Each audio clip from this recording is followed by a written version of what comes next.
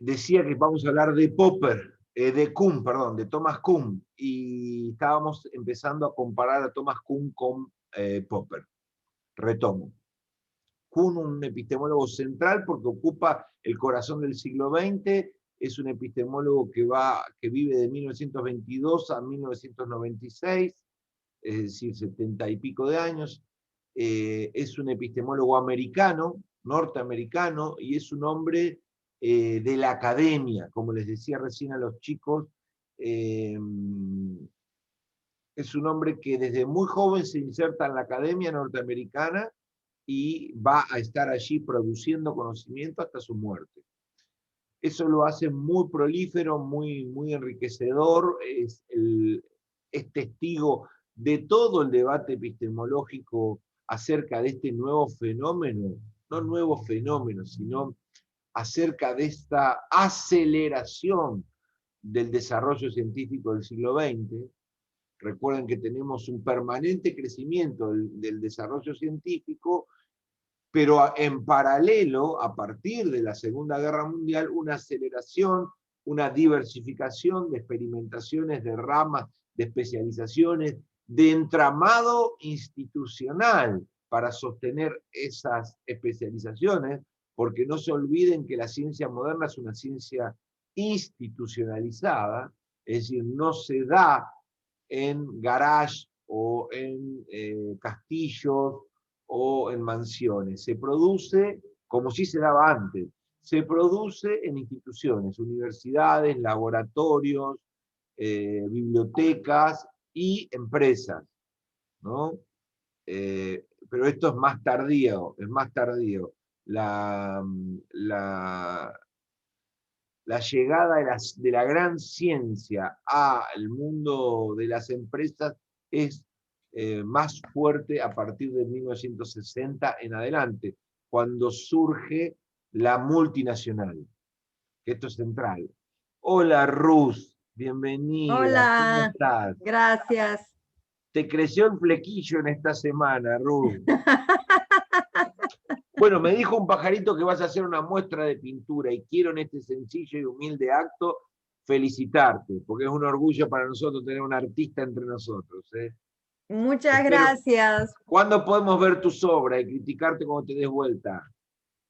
Desde el sábado en el Museo Municipal de Artes Visuales, en el museo que está Bueno, enfrente de la plaza, ahí. Por eso me incorporo recién, porque recién, gracias, recién vengo de colgar los cuadros, así que por eso esta cara también como de agotamiento. Pero bueno, bueno, ¿te fue bien? gracias. Bueno, el Felicitaciones, sábado vamos profe. a pasar, pasemos el sábado o el domingo, aunque sea, un minuto, a verle los cuadros de la profesora.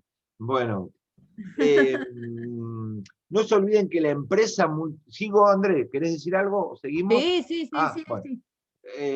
No se olviden que la empresa multinacional es la primera empresa capaz de sostener en su seno de manera permanente científicos. Eso es importante, eso no lo puede hacer la pyme, eso no lo puede hacer la empresa pequeña, la empresa nacional, solo puede hacerlo la gran empresa. Y la gran empresa, la multinacional, tal como la conocemos hoy, es un producto del siglo XX y de bien entrado la década del 40 y 50. Si bien existían algunas multinacionales antes de la Segunda Guerra Mundial, son las menos. El proceso de internacionalización de la empresa es un fenómeno que se consolida mucho a partir de los 50 y 60, ¿no? Y a partir de ahí no para. Cada vez hay más multinacionales en todos los campos y en todos los rubros de la economía. La empresa multinacional sí se caracteriza por empezar a tener ciencia importante en su seno. Tal vez las primeras fueron las empresas eléctricas, las automotrices, las farmacéuticas, las que más inversión inherentemente al producto que hacían desarrollaron. Pero después todas las empresas de tecnología, todas las empresas desarrollaron equipos de laboratorio, equipos eh, bueno, depende del rubro, en el caso, por ejemplo, de las vinculadas a la vida, de los alimentos, ni hablar, de empresas vinculadas a la producción agropecuaria mundial, con las semillas transgénicas, o los fertilizantes, etcétera. Todo eso es producto de laboratorio, todo lo que es los alimentos genéticamente modificados. Es decir, que hoy la gran ciencia moderna se da en las instituciones del Estado o en la gran empresa multinacional, ¿no? Y Kuhn es un testigo fiel de ese desarrollo impresionante que empieza a tener a partir de 1950, 60 y 70, esta gran ciencia moderna, que es la que ustedes nacieron y conocen, ¿no? En donde en cada objeto que consumen, en cada acción que hacen, está metido de lleno la gran ciencia, es decir, grandes desarrollos científicos y tecnológicos que les permiten a ustedes hacer todo lo que hicieron en el día, escuchar música, viajar, navegar por internet, consumir bienes exóticos, bueno, todo eso está sostenido por la ciencia contemporánea. Kuhn va a tener, digamos, una idea, vamos a ubicar en Thomas Kuhn una propuesta rupturista, si se quiere, o aún más rupturista de la que Popper proponía con el Círculo de Viena. Es decir, tenemos una primera idea, un primer boceto general acerca de lo que es la ciencia y cómo construir una filosofía de ella en el Círculo de Viena. Luego tenemos una sofisticación de ese debate, un pulir permanente de ese debate en las propuestas del falsacionismo. Y luego vamos a tener mayores cambios aún en lo que se va a conocer en la bibliografía como la nueva filosofía de la ciencia, con Thomas Kuhn y Feyerabend como dos figuras destacadas de ese grupo de epistemólogos, un grupo grande también. Pero también es importante destacar que la obra central que va a, digamos, a marcar toda su vida, más allá de que haya escrito muchos libros posteriores, de un modo u otro hasta 1970, 1979, podríamos decir, de 1962 a 1979, es la estructura de las revoluciones científicas el libro que va a asignar su desarrollo profesional. Porque ese es un libro, la estructura de las revoluciones científicas, si bien él tiene un libro importante anterior, que es sobre historia de la física, y del cual emergen en la historia de la física y cómo fue evolucionando la física, emerge la estructura de las revoluciones científicas, surgen las ideas principales de esta segunda obra de 1962, pero es la estructura de las revoluciones científicas el libro Parte Agua, el libro que quiebra la tradición con Popper y con el Círculo de Viena, y que inicia una nueva tradición. Y hoy voy a hablar de algunos puntos, o voy a comparar algunos puntos entre esta nueva tradición y la vieja tradición más positivista, si se le puede decir. Cuando hablamos, una aclaración antes de empezar, cuando hablamos de Popper, cuando hablamos de Kuhn, estamos hablando del Kuhn original, del Kuhn de la estructura de las revoluciones científicas, de una primera tesis que luego va a ser pulida, ajustada, modificada por el propio autor. Hay varios Kuhn, como hay varios Marx, ¿no? Es decir, los autores van evolucionando, sobre todo si trabajan desde un libro al otro, pasan 10 años, ¿no? Hay muchos cambios, muchos ajustes, y este no es un seminario sobre el autor. Hay un muy buen seminario, todavía creo que está online, si no me lo pueden pedir, que es Simposio a los 50 años de Kuhn. Es un simposio mexicano sobre Thomas Kuhn, y hay varias mesas y varios especialistas y varias horas de exposiciones sobre diferentes aspectos de la obra de Kuhn. Y hay un libro extraordinario que se llama, lo tengo yo por acá, no lo encuentro, pero a ver, que se llama Alta Tensión. Bueno, no importa. se llama Alta Tensión y es un libro que aborda todo sobre Kuhn. Son 600 páginas de letra chiquitita, en donde cada uno de los autores aborda su vida, su desarrollo profesional, su primer libro, su segundo libro, sus cambios, sus dilemas. Es decir, es una obra monumental de trabajo, pero hay muchos más. Con esto les estoy diciendo que es un autor muy estudiado, muy reconocido. Muchísimos otros autores invierten tiempo y energía en comentarlo, en estudiarlo. Hay simposios, hay libros sobre Kuhn en una gran cantidad. Estamos frente a un autor importante para la epistemología clásica del siglo XX. Muy bien.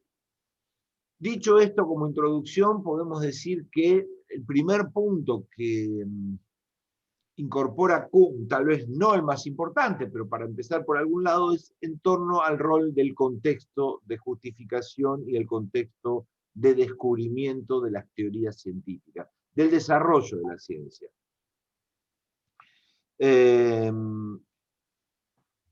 Allí Kuhn lo que nos va a plantear es que la visión tradicional, basada en la lógica de la justificación, es decir, en que ustedes, chicos, se preocupen por la demostración de sus enunciados científicos, la contrastación de sus enunciados científicos y la validez lógica de los mismos, no alcanza para entender el fenómeno científico. Que esa tarea de ver si una tesis científica sobre la economía, sobre el Estado, sobre la inflación, sobre las exportaciones o sobre cualquier tema sobre el que quieran teorizar, que la teoría en sí misma, aislada de un contexto de descubrimiento, es una teoría entendida parcialmente. Es un enfoque de la evolución de la ciencia incompleto. ¿Qué quiere decir el autor? Que el contexto de descubrir, primero definir un poquito, porque a lo mejor me perdí y no lo definí. El contexto de justificación es, el contexto de descubrimiento es el entorno, las condiciones históricas, políticas, culturales y económicas en las que una teoría científica nace y se valida.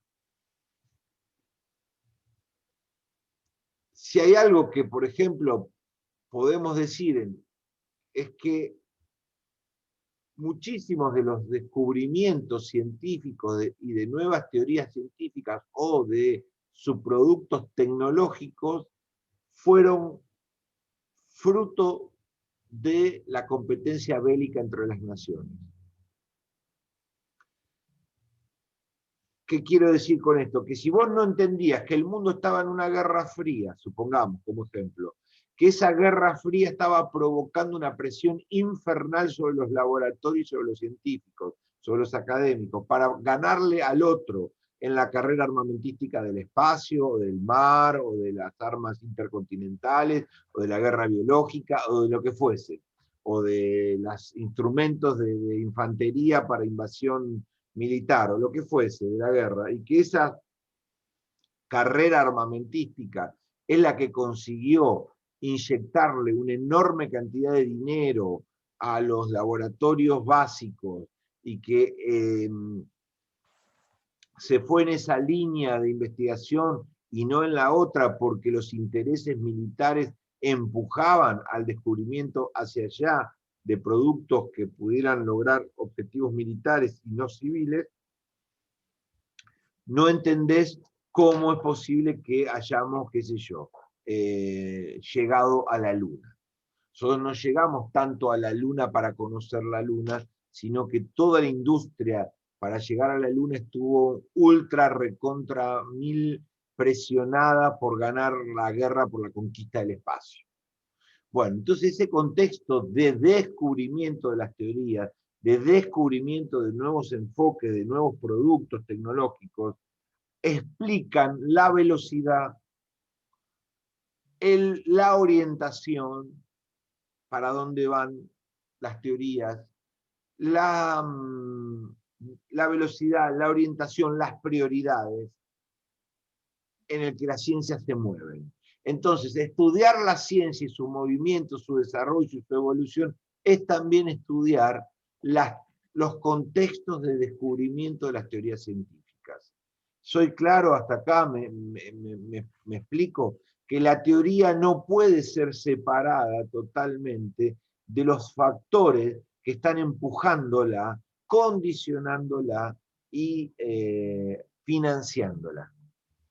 Esto es interesante porque nos abre el debate, un debate que ya había abierto otra gente en el siglo XIX y principio del XX, que era si los pensadores y los científicos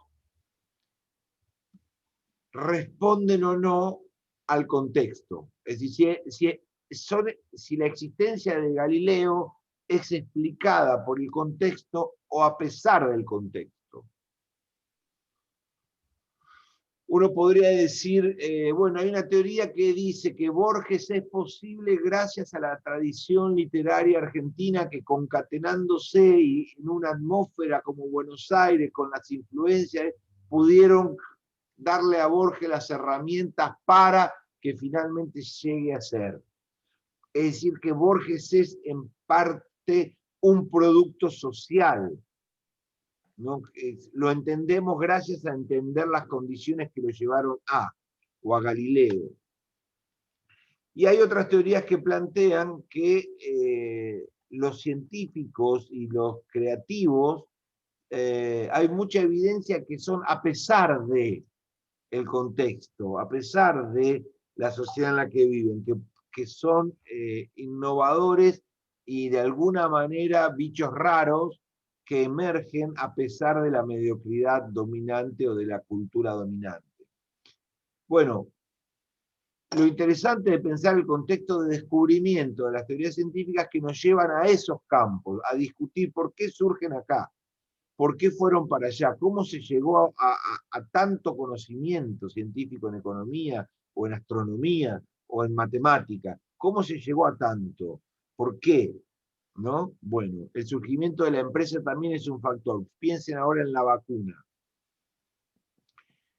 Y esto podríamos hacer ustedes saben que hay dos grupos de vacunas, ¿no? Estaba hablando de la vacuna del COVID. Está un lote mayoritario, creo que son 6 o 7 vacunas de distintas empresas y gobiernos, que responden a enfoques tradicionales de cómo construir una vacuna. Repiten técnicas exitosas de la creación de vacunas. Nada más que lo hacen a una velocidad a la 1000 veces mayor y con mucha más presión y recursos para sacar en un tiempo mucho más comprimido la vacuna contra el COVID de lo que lo hubiesen sacado en un contexto donde la pandemia hubiese afectado a 3 países o a 4 países y esos 4 países no hubiesen sido centrales. Serían, si lo hubiese atacado a Portugal, España y Marruecos, y esa pandemia hubiese afectado a esos 4 países, hubiese provocado, qué sé yo, 50.000 muertos, es probable que las vacunas se hubiesen tomado el triple de tiempo en emerger. ¿No? Ahora, si las vacunas afectan al corazón del capitalismo y se llevan puesto a Alemania, Inglaterra, a Francia y a Holanda, a Bélgica y Estados Unidos y a Canadá, bueno, entonces todos los recursos de las grandes potencias del mundo se ponen a acelerar todos los tiempos, ¿no? Y se ponen las prioridades donde hay que ponerlas. Que fue el caso de Estados Unidos, que fue un caso, va a quedar en la historia del desarrollo de la ciencia contemporánea, que fue cuánto dinero necesitan, pongan el número en el cheque, no importa el número. Pero ¿cómo? ¿Cuánto uno estaría dispuesto a dar? Lo que haga falta, no importa. Entonces, Donald Trump puso en 6 laboratorios distintos todo lo que los laboratorios le pidieron. Uno le pidió $5.000 millones, otro $3.000 millones, otro 3.000. No importa, los recursos sobran. Pongan lo que haya que poner, lo único que yo necesito es ser prioridad y en menos de un año tener una vacuna. Y algo parecido fue con la llegada a la Luna. del hombre. Algo parecido fue así, porque Kennedy estaba muy angustiado y todo el sistema norteamericano estaba muy angustiado porque los rusos habían ganado la primera batalla de la llegada a la Luna, no poniendo personas, pero llevando naves. Y iban ganando. Y Kennedy se propone no perder esa guerra espacial y decirle a la NASA y a unas centenares de empresas que fueron parte del proyecto, cuánto hay que poner. No, no importa lo que salga, tenemos que llegar primero.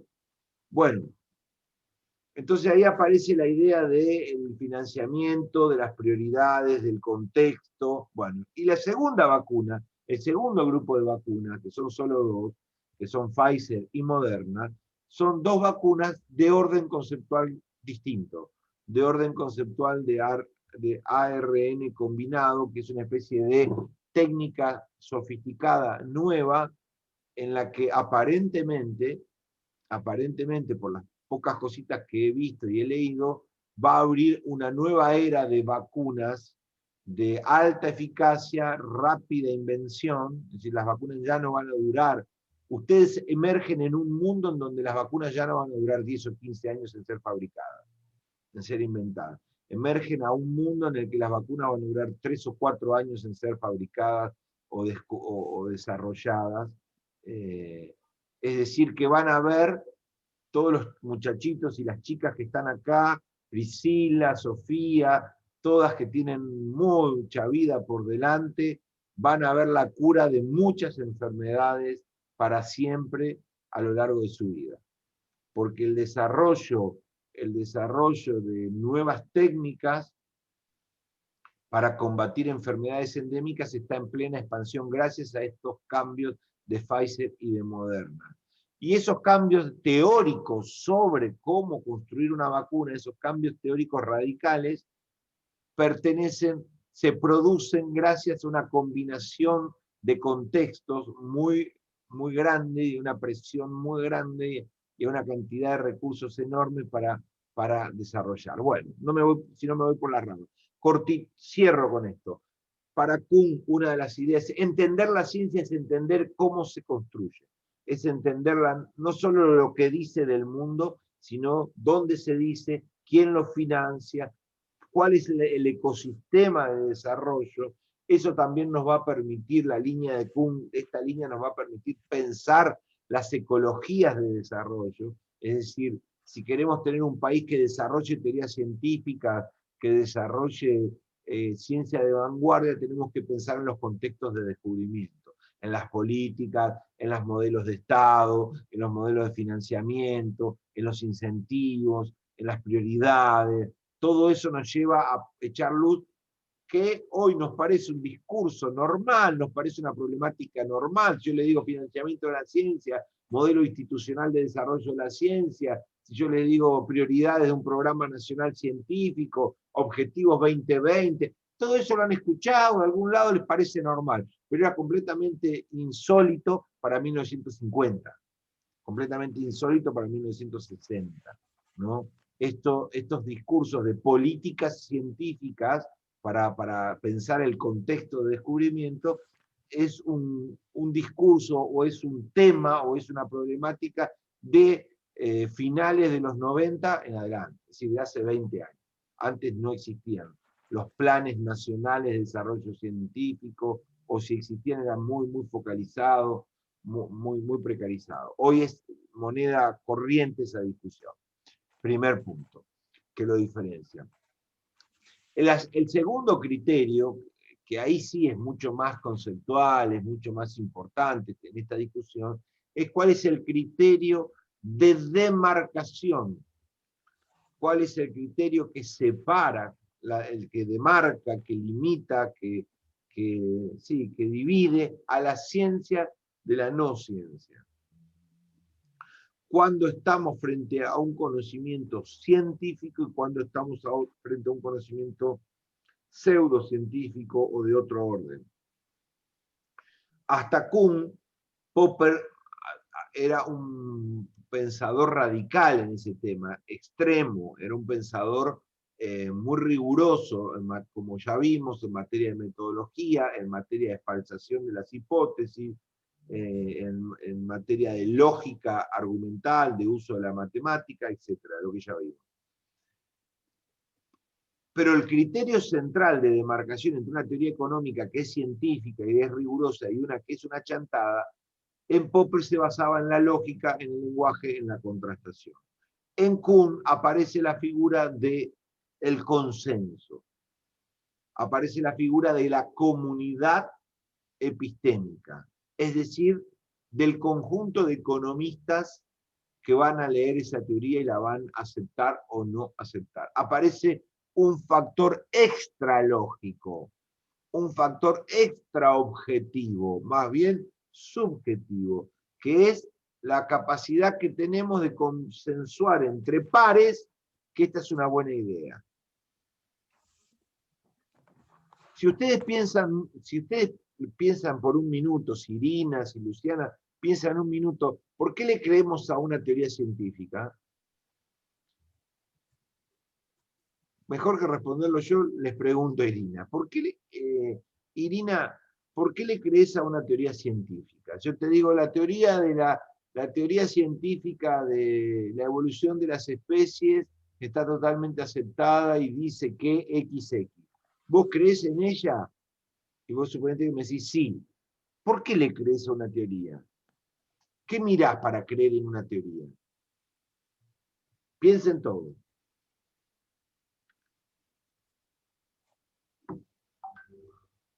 ¿A qué se te viene a la cabeza? ¿Por qué crees o no crees?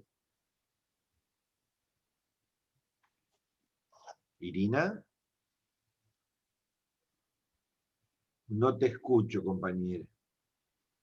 Veo que estás queriendo hablar o no. Luciana.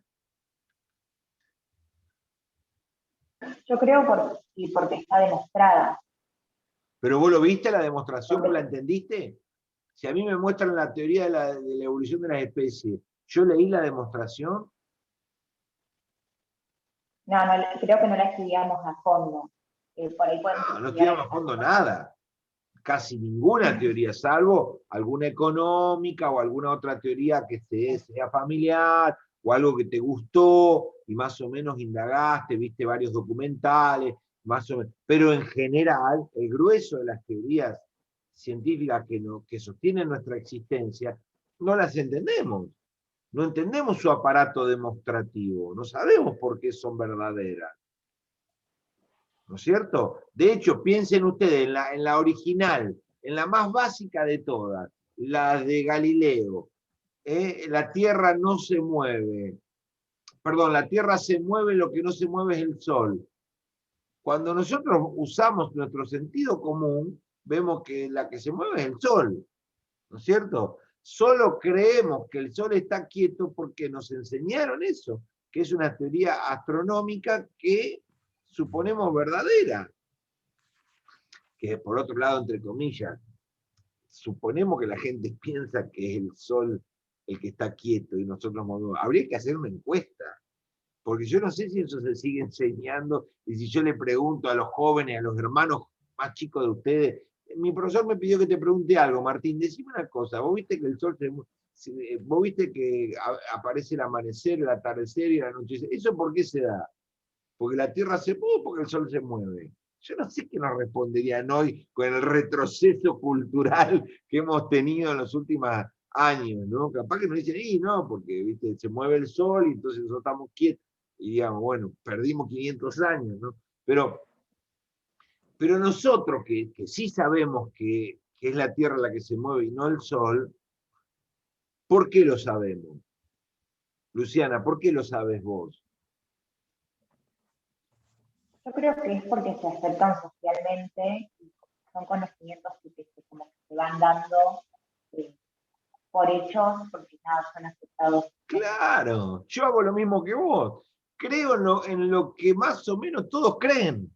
Repetimos, escuchamos que eso es así, vemos que el que lo dice un médico, un periodista, un profesor, tienen pinta de que saben, y entonces así.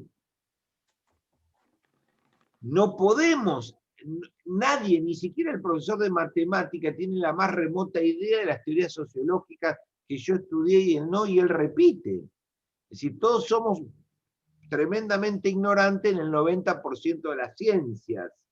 Solo podemos, yo no, pero algunos, saber algún conjunto pequeño de teorías científicas con las que trabaja, si es un profesional, y experimenta, y lee manuales de metodología y lo entiende. En general nosotros repetimos lo que dice Luciana, el consenso. Y las autoridades que aparecen ahí, que hablan en la tele y en las redes, en las revistas, que son los reportajes, nos explican las cosas. Y esas autoridades consensuaron con otras la creencia sobre la teoría A o la teoría B. Entonces, lo que Kuhn dice es que el consenso entre las autoridades de una determinada teoría, entre la comunidad epistémica, entre la gente, entre los profesionales de lo mismo, que se encuentran en los congresos, que se encuentran en los proyectos de investigación, que se encuentran en las revistas, bueno, ahora con internet que se comunican en los grupos de trabajo online, ellos son los que definen si es verdad o no las teorías científicas, que hay mucho de consenso de las comunidades, y que cuando las comunidades tienden a rechazar, las comunidades epistémicas, ¿no?, tienden a rechazar unas teorías, a estas, si son verdaderas, como el caso de Darwin, les va a costar 50 años más. Se va a demorar muchísimo abrirse paso entre el mundo de las verdades y las mentiras para instalarse como una teoría verdadera y superadora si las comunidades epistémicas rechazan esas ideas. ¿No es cierto? Bueno, entonces, ¿qué sucede? Podemos decir entonces que Kuhn, como segunda idea de la tarde, nos aporta el recurso sociológico del consenso de las comunidades epistémicas en darle luz verde a las teorías, a la validación de teorías. Y eso es un aporte interesante que nos trae otros elementos, como diría Bunge, la necesidad de espacios públicos de debate de las comunidades. Por eso, basado en estas ideas de que las comunidades epistémicas de especialistas tienen un rol tan importante, es que se obliga a los académicos a exponerse ante las comunidades permanentemente. Cuando ustedes entran al CONICET, ¿qué les dice el director del CONICET? ¿Cómo le va, Axel? ¿Usted va a hacer la carrera de investigador en economía? Sí, yo me voy a dedicar a esto. Bueno, le recuerdo que 3 veces al año está obligado a publicar y a exponer en eventos públicos sus trabajos. No es opcional, es obligatorio. Si no lo hace, pierde la condición de investigador. ¿Cómo? Sí.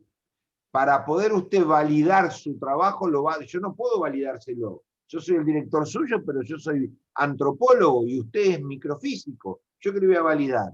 La única manera de validarle su conocimiento es que usted publique en revistas académicas de microfísica y de química de excelente rigor para que los demás le digan si usted está loco o está andando bien, si está aportando algo nuevo o no está aportando nada.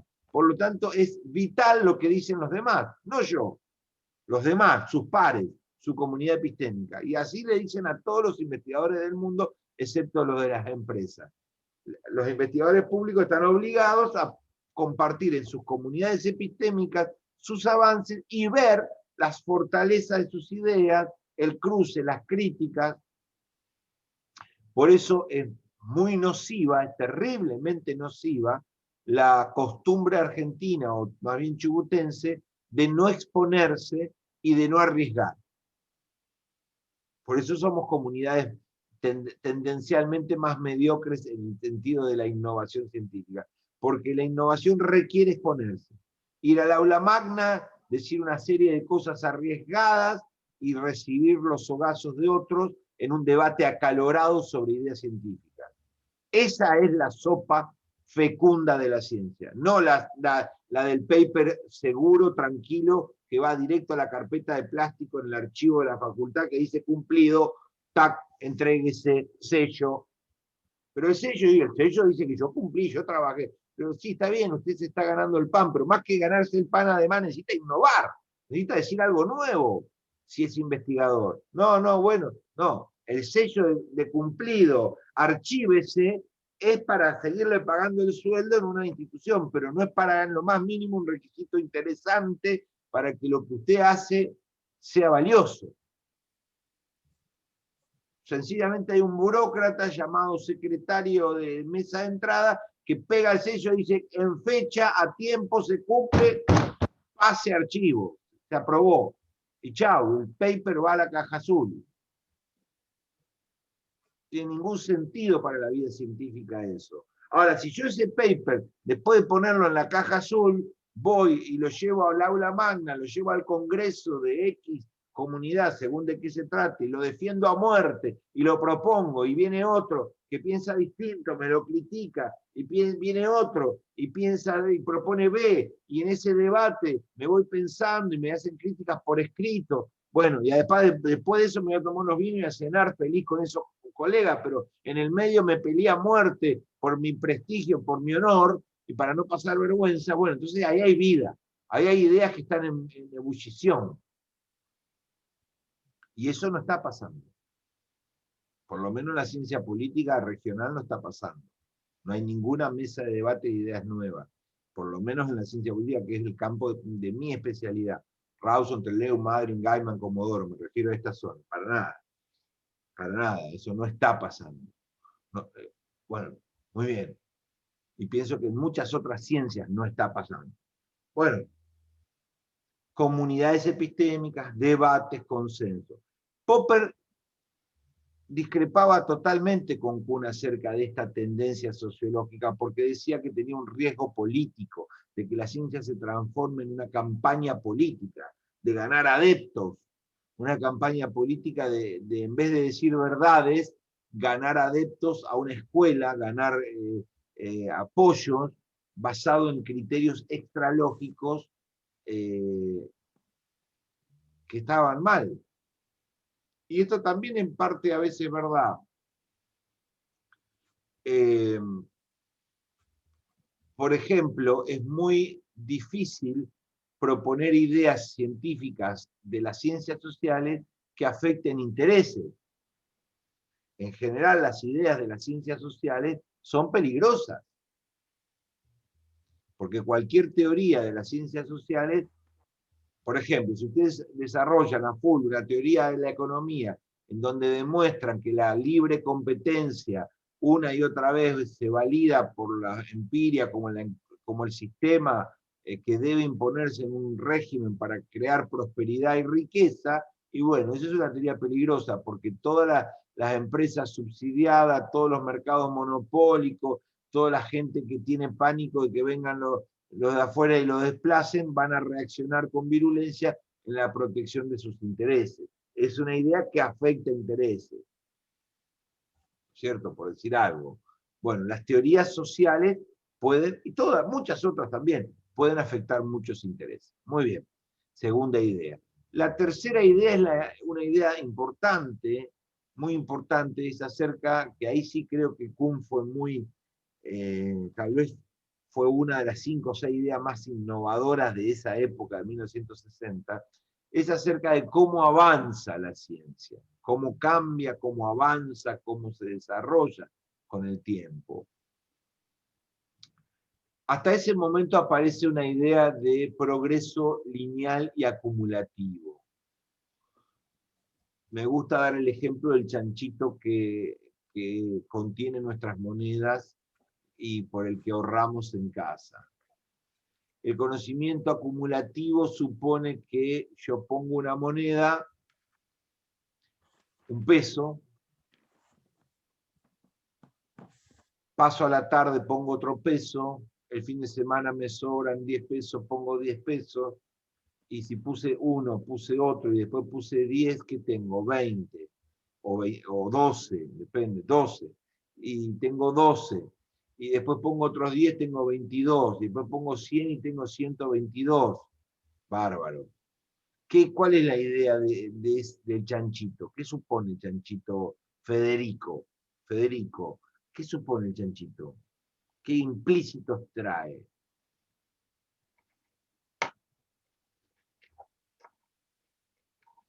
Que va sumando lo que tenés y digamos lo que ya está dentro de la alcancía no se modifica. O bien por Yo ahí. compraba con $1 un caramelo y ahora tengo 220, ¿qué compro? Claro, tenés menos poder de Yo compra. compraba, esperá, yo compraba con $1 un caramelo. Fui metiendo pesos en el chanchito y ahora tengo 220. ¿Cuántos caramelos compro? Supone el chanchito. Depende, pero si no hay Depende. inflación, más. ¿Eh? Si no hay inflación, más caramelos. Bueno, ahí tenés, la inflación no, con la inflación menos caramelo. En vez de 220 caramelos, comprarías 200, depende de la tasa de inflación, 180, no sé. Comprarías menos que 220. Pero el chanchito no supone la inflación. Si no, no lo pondrías en un chanchito, lo pondrías en el banco que te dé intereses. El chanchito supone que con el paso de los años, 3, 4, 5 años, vos vas acumulando una riqueza lineal. Tenías $1 un caramelo, 220 pesos, 220 caramelos. Nadie ahorra 5 años dentro de un chanchito para romperlo y volver a un caramelo. Porque dice, ¿cómo? Me la pasé ahorrando todo lo que me sobra y ahora cuando voy a comprar me compro 5 caramelos. ¿Cuál es el negocio este? Me fue un desastre el ahorro. Todo el mundo ahorra un chanchito pensando cierta proporcionalidad acumulativa, cierta noción acumulativa. Meto $1, compro algo, meto $2, tengo cercano al doble, el doble o cercano, ¿no? Sí, esa es la idea popular.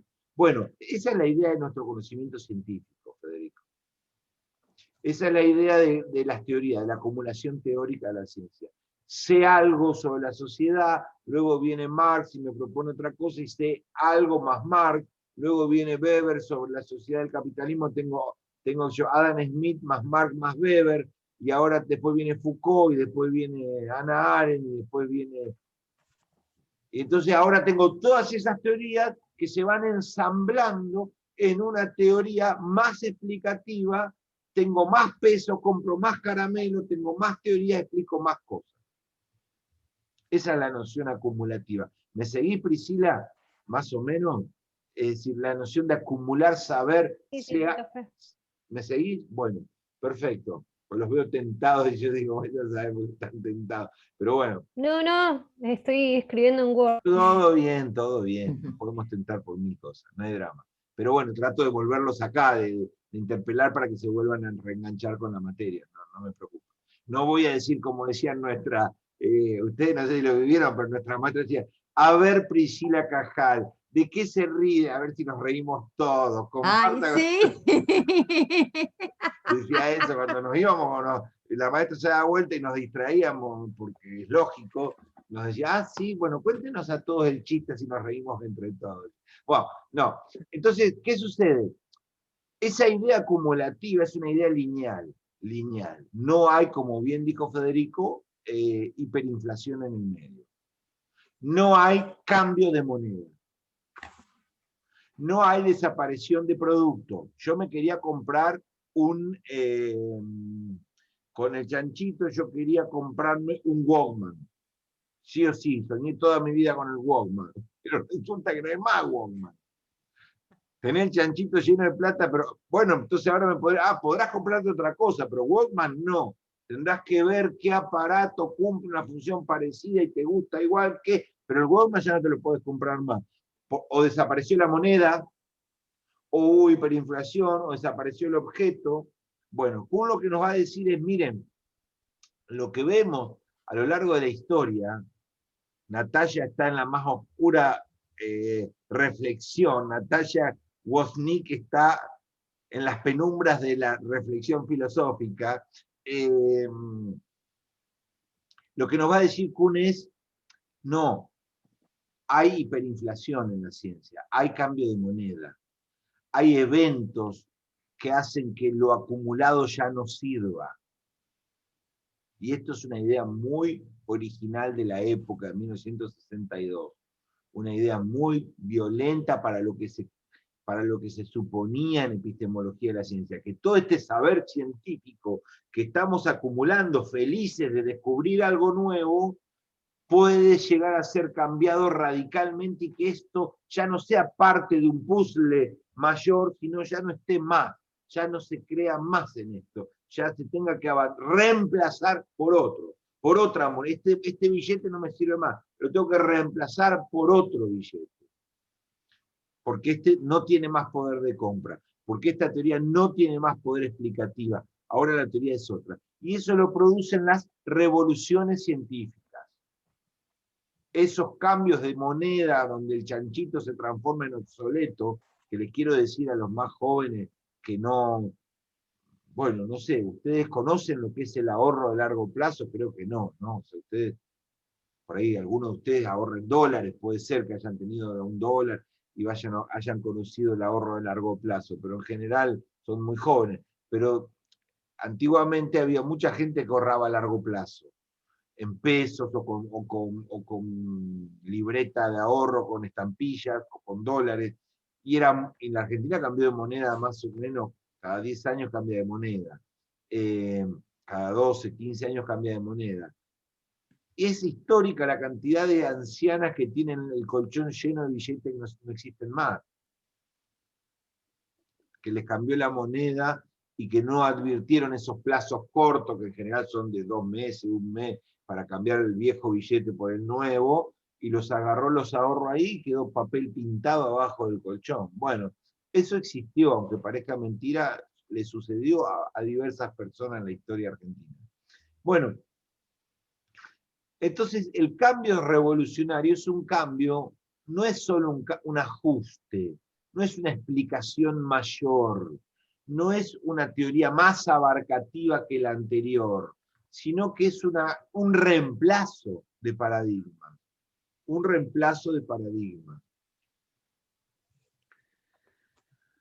Y el caso de Galileo para Kuhn es uno de los casos que da en la estructura típicos de esa manera de pensar el universo. Pensábamos al universo con todos sus anexos en las teorías ptolomeicas, con todas las explicaciones ad hoc de por qué se veía así, se medía así, aunque no cuadraran.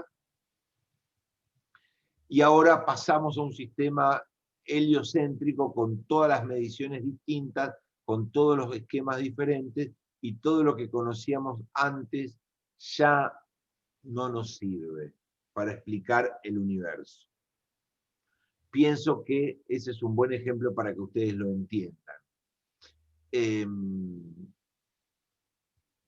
Entonces, diferencias con Popper, demarcación. ¿Cómo evoluciona la ciencia? Uno es acumulativo, el otro es rupturista. Las ciencias evolucionan y se producen rupturas.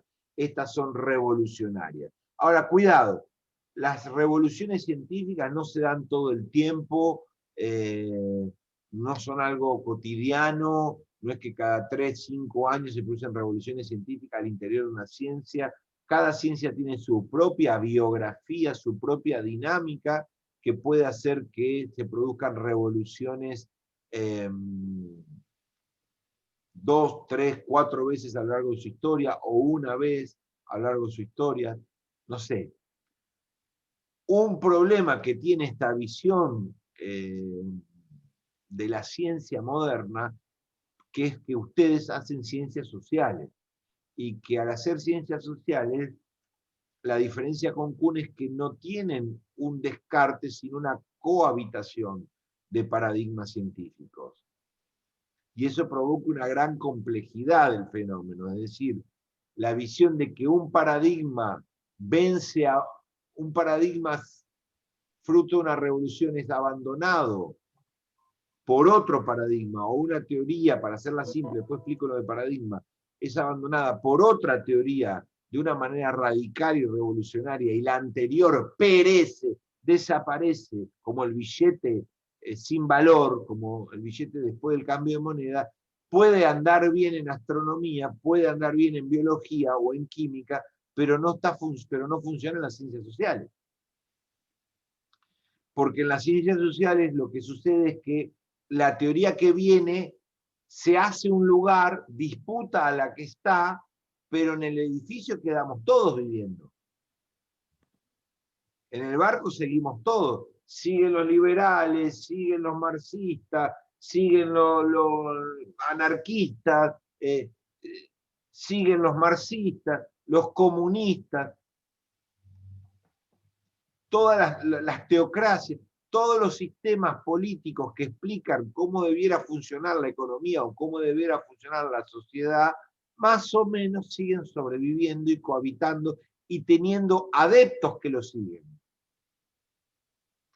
Y eso hace que las ciencias sociales sean pluriparadigmáticas y no monoparadigmáticas, como es la ciencia que está pensando Kuhn. Por eso Kuhn, en algún sentido, nos viene bien a las ciencias sociales y en otros enfoques no nos sirve.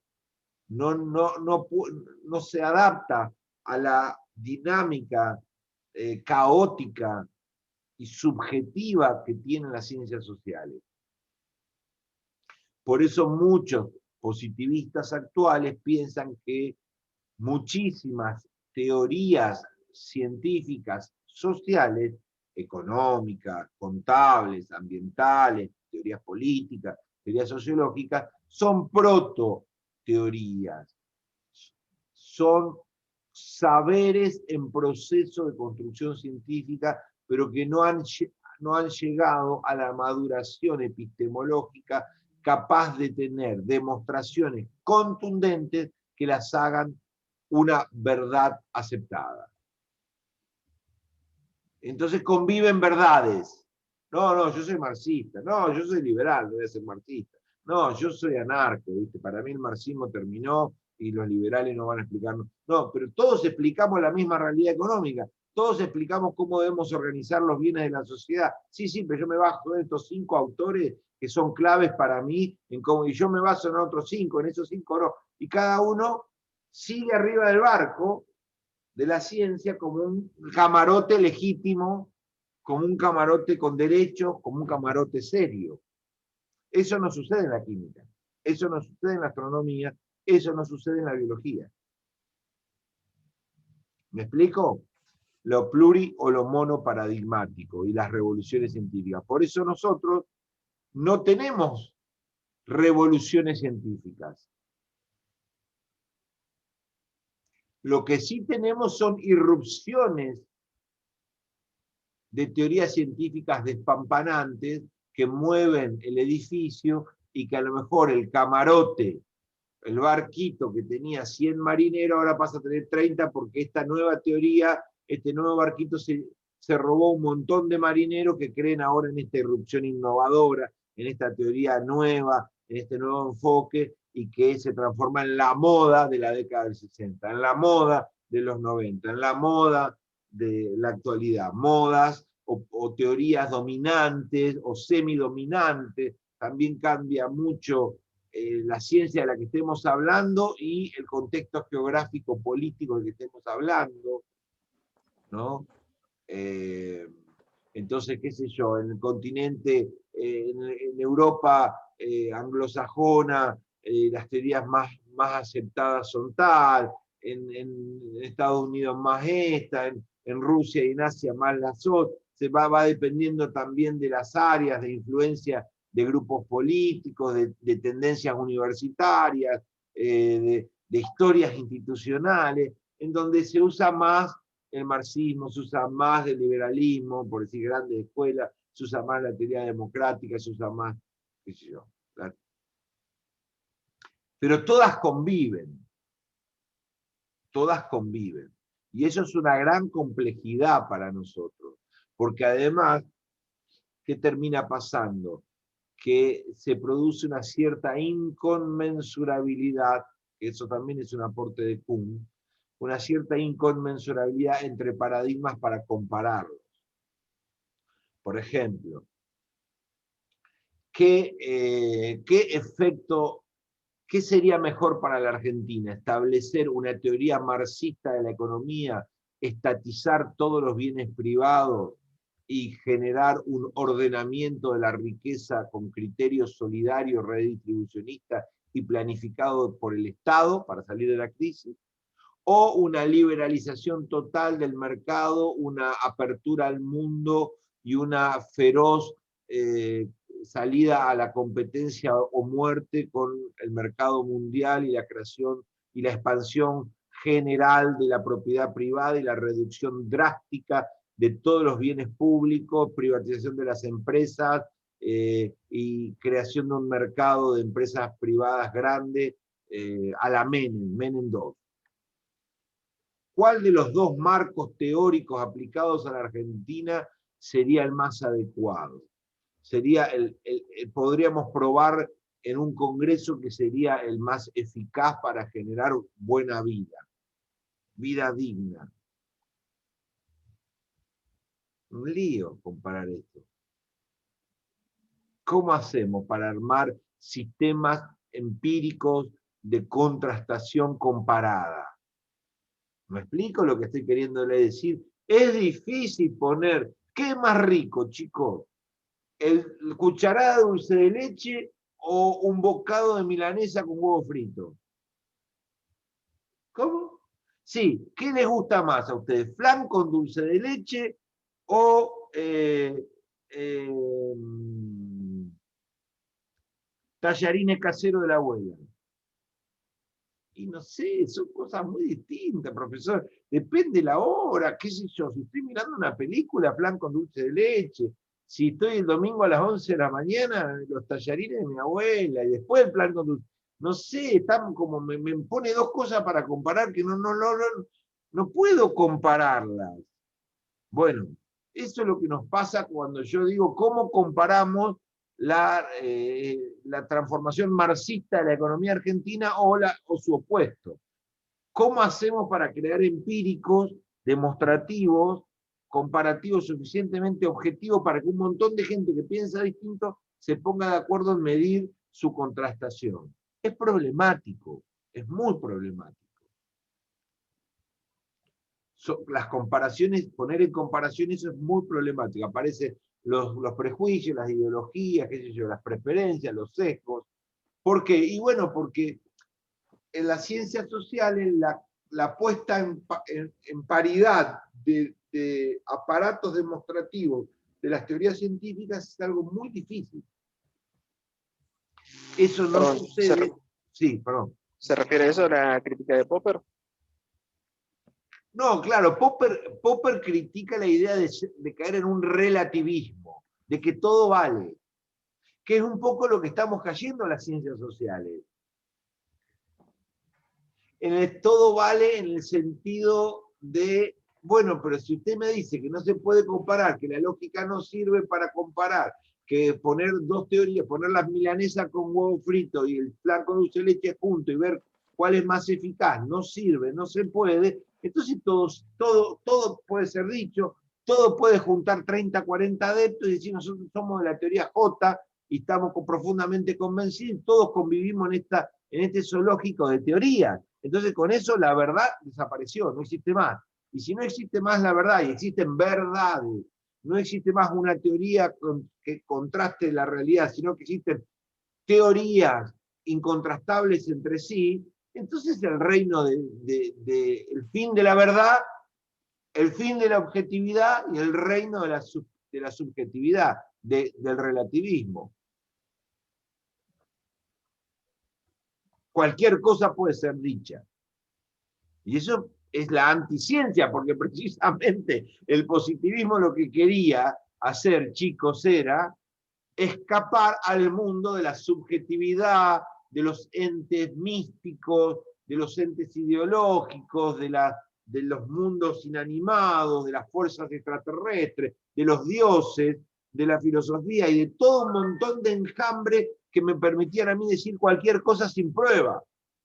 Y resulta que 150 o 200 años después, las ciencias sociales hizo toda una vuelta y le dice a Popper, ¿sabe qué? Nosotros pruebas no podemos hacer más. Tenemos que creer o no creer. Pero entonces es una religión. Volvemos a 1500. Bueno, entonces aparecen ahí los debates de cuántas concepciones de objetividad hay en las ciencias sociales, cómo es la idea de la coherencia, la consistencia en las ciencias sociales, de qué manera podemos coherentizar un paradigma en ciencias sociales. Aparecen todos los intentos epistemológicos adentro de las ciencias sociales, que lo vamos a ver dentro de 3 semanas, 4 semanas, para pensar, bueno, no, ni una cosa ni la otra.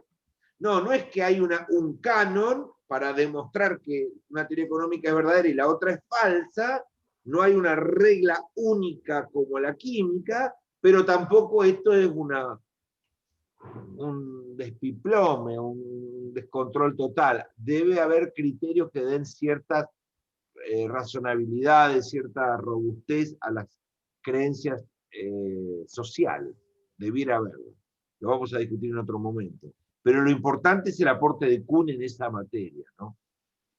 El cambio, el acuerdo subjetivo de las comunidades científicas, el progreso de la ciencia vía las revoluciones, el concepto de etapas, y con esto termino la clase de hoy, así seguimos la próxima, estoy cansado, el concepto de etapas en el desarrollo científico. Este proceso de cambio que Kuhn descubre en algunas ciencias naturales, lo hace construir una teoría evolutiva de la ciencia, una teoría donde se intenta comprender las fases de crecimiento y muerte de una ciencia, así como las personas, por darles un ejemplo sencillo para que entiendan, así como las personas tenemos fases de desarrollo,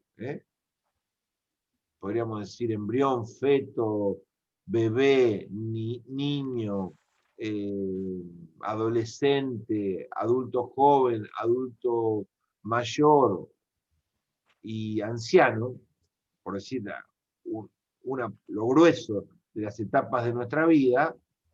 Si vamos atravesando, como todos los seres humanos, estas etapas más o menos estandarizadas, es decir, quiero decir más o menos estandarizadas porque entramos y salimos de la adolescencia con más o menos 2 años de diferencia, bueno, entre paréntesis, algunos salimos, otros se toman más tiempo, y por ahí se puede llegar a encontrar adolescentes de 29 o de 35, porque todo puede pasar en estas sociedades contemporáneas, pero bueno, si salimos de estos problemas nuevos, podríamos decir que uno entra a la adolescencia a los 11, 12, y está saliendo de la misma entre los 17 y los 19.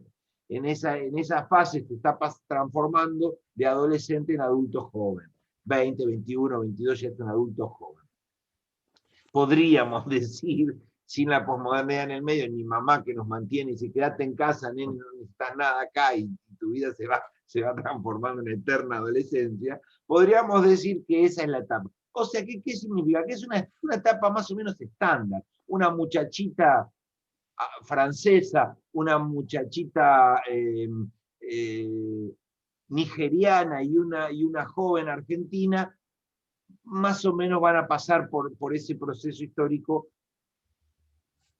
en la misma fase, más o menos, porque la influencia cultural modifica un poco las fases, pero más o menos. Entonces, ¿qué quiero decir? Que Kuhn ve en las ciencias también estas fases preexistentes de desarrollo, así como las personas tenemos tiempos y etapas, la ciencia también. ¿Y cuáles serían esas etapas? Y con esto termino, menciona un ciclo constituido por una primera etapa de presciencia en donde está en un estado de archipiélago, la ciencia sobre la que se esté abordando la problemática está en una fase de archipiélago. Esa fase de archipiélago se caracteriza por tener muchas tesis y muchas comunidades epistémicas enfrentadas entre sí, tratando de hallar una solución, tratando de explicar algo.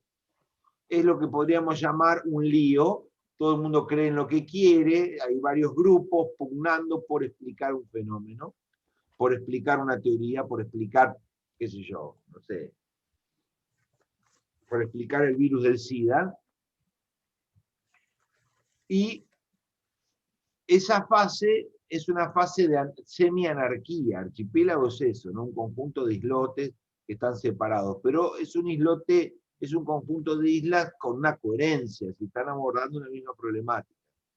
Hasta que aparece, según él, en esas fases un logro, es decir, un descubrimiento, una tesis, una propuesta robusta, contundente, que marca una gran diferencia con las explicaciones y las maneras de entender el mundo de los rivales,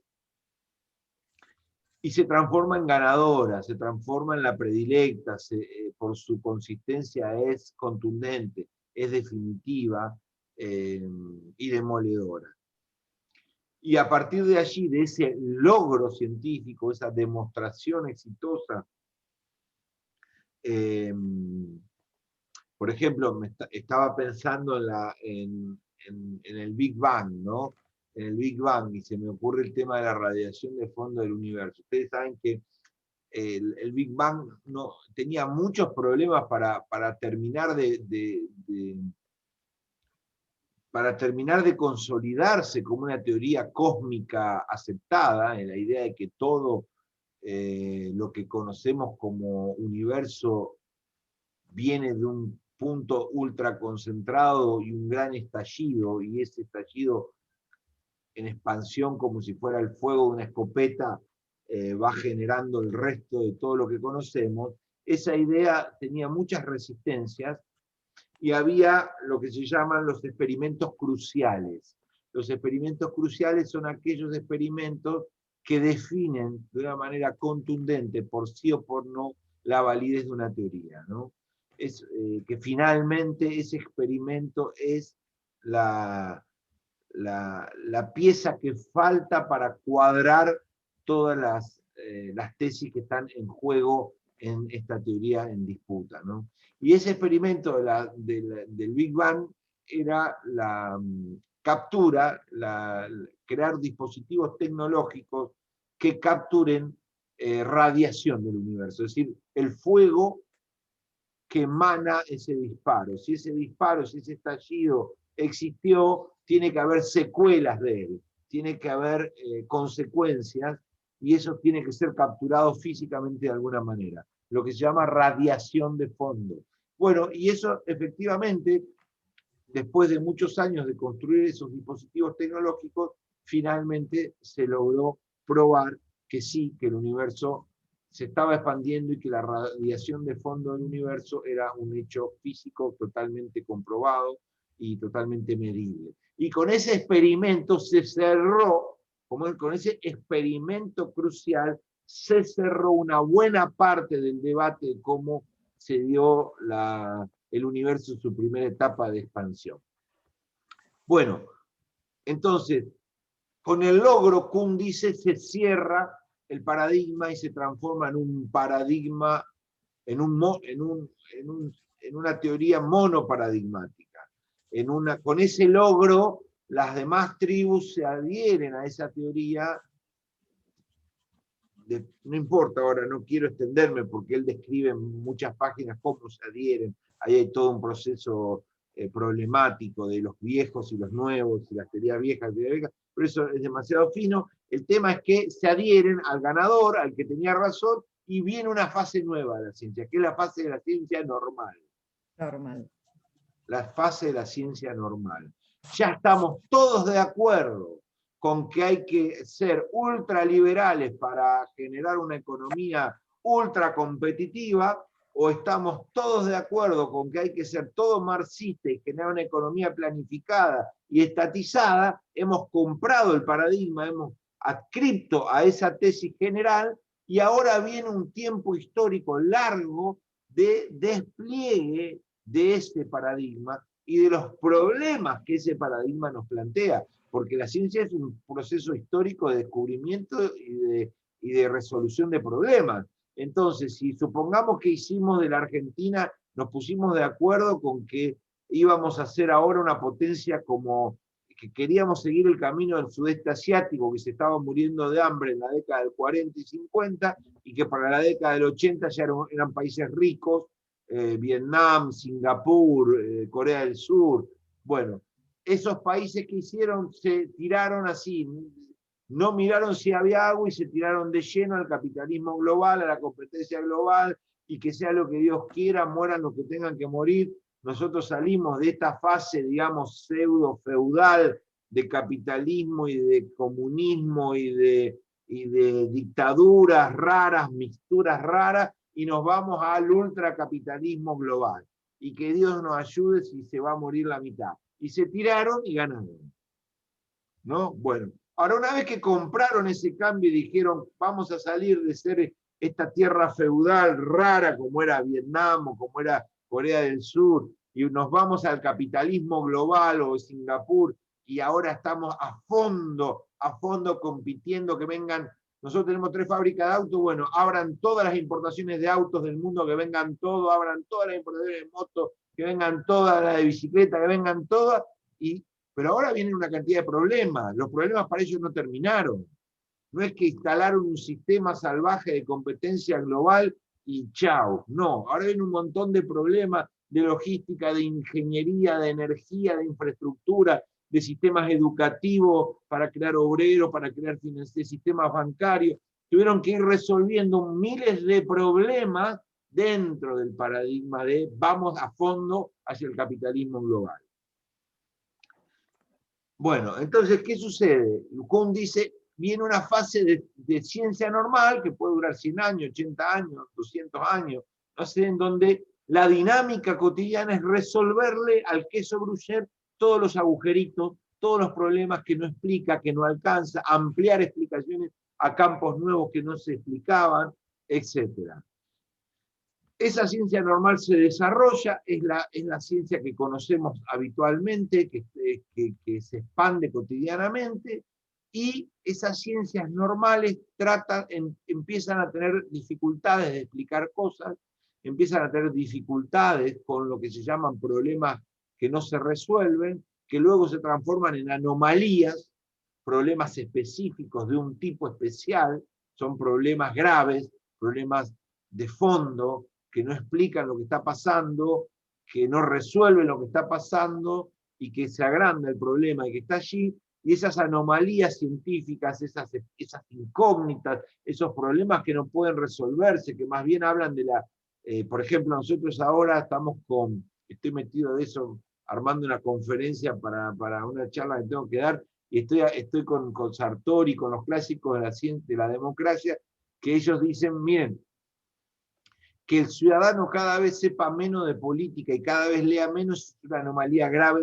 del supuesto democrático clásico. Es decir, la democracia supone que para poder ser posible necesita gente que sepa qué es el federalismo, qué es la división de poderes, qué es, qué sé yo, 3, 4 cosas básicas. Si el ciudadano dice, a mí que me caliente, no tengo tiempo, estoy acá mirando una película, y nadie sabe nada, va a ser difícil que la democracia siga sosteniéndose, funcionando, aunque la tengamos frente a los ojos, la crisis no sabemos de qué se trata, no sabemos. Entonces, ¿qué sucede? La creciente cantidad de ciudadanos jóvenes completamente desformados, no es desinformados, sino es deformados, es decir, no tienen formación elemental de cómo funciona la aparatología de un sistema democrático. Entonces, yo le pregunto a un hermano suyo, de Camila, ¿vos tenés un hermano más chico? Anda esta, ¿no? Axel, ¿quién tiene hermano más chico acá? ¿Quién? Levante la mano, ¿quién? Son todos los más pequeños. Fernando, ¿qué edad tiene tu hermano? 18. Bueno, le decís, ¿cómo se llama tu hermano? Ramiro. Ramiro, escúchame, el profesor me pidió que te pregunte, ¿cuál es la diferencia entre democracia y autocracia? Entre democracia y comunismo. Bueno, Ramiro tiene que poder decir algo. Sí. ¿Qué significa el federalismo, Ramiro? ¿Qué significa la división de poderes? ¿Para qué fue pensada? ¿Es saludable defenderla o no? Bueno, si él dice, a mí que me calienta, yo te entiendo, a mí me pregunta eso, a mí qué me importa. Si el tipo te dice eso, y es un conjunto ciudadano pequeño, no pasa nada.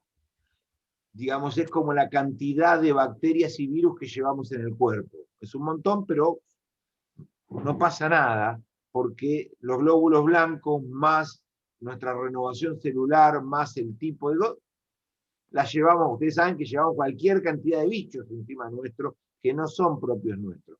Ahora, si ese ciudadano que dice Federico el tentado, el que no nos cuenta de qué se ríe, si ese ciudadano que dice, a mí que me calienta, ¿qué me venís con eso? Yo no tengo que ver con eso. A mí lo que me calienta es la serie en Netflix o cuánto está el kilo de pan, no me va a calentar la República. Déjate de joder.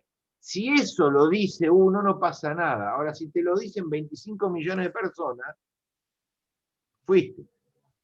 Que el último apague la luz.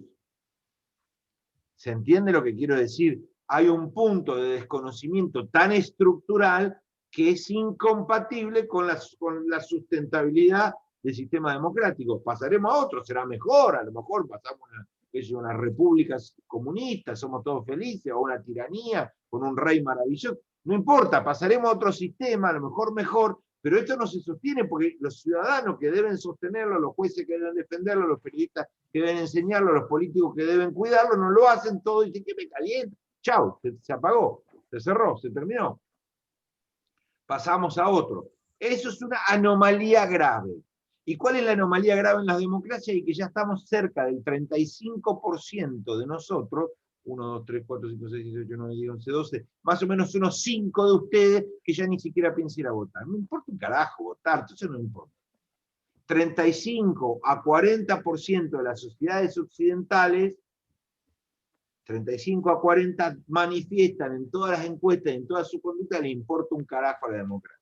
Todo verso.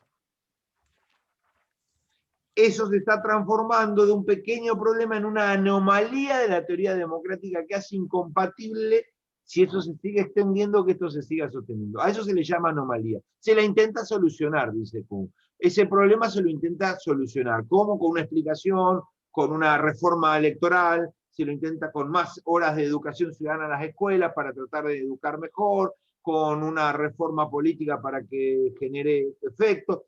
Se intenta ajustar ese problema para evitar que el cáncer se transforme en metástasis. Pero cuando el cáncer se transforma en metástasis, entra en una crisis del sistema científico. Cuando ya no puede explicar, cuando ya no es sostenible, es cuando entramos en una crisis epistémica. Crisis epistémica. Y esa crisis epistémica es lo que provoca una ruptura, una revolución científica. Y con la revolución científica el cambio. Se rompe el chanchito, todas las monedas no sirven, empezamos con otra billete, otra historia. Como Galileo empezó con otra historia después de Ptolomeo. No sirvió los billetes de Ptolomeo, empezamos a pensar ahora otro sistema monetario espacial, el heliocéntrico. Como le pasó a los zares cuando llegó Lenin. Llegó Lenin, luego vino Stalin, armaron otro juego, otro sistema social, otras reglas de juego, otra noción de propiedad, otra noción de moneda, otra noción de Estado, otra noción de poder, todo, pasamos a otra cosa. Ese es el cambio de paradigma que Kuhn manifiesta y que ve, según él, en las ciencias naturales con mucha claridad. Y mucha menos claridad en las ciencias sociales, por esto que les hablé de la coexistencia paradigmática, de la coexistencia. Pero las anomalías teóricas existen, como el de la democracia que les estaba contando, como las teorías de la escasez. Si vos podés crear el sistema como creó el comunismo, vos podés crear el sistema más justo del mundo en el pizarrón, pero la anomalía que ellos tenían es que tenían escasez. Es decir, somos el sistema A con esta característica, con esta virtud, con esta otra virtud, con esta otra virtud, porque todas estas virtudes mejor que el capitalismo, somos mejores, pero finalmente ibas a la tienda y no había nada. Y esa escasez del sistema no le pasó a Cuba, o a Rusia, o a Checoslovaquia, o a Polonia, le pasó a todo, durante tiempos muy prolongados.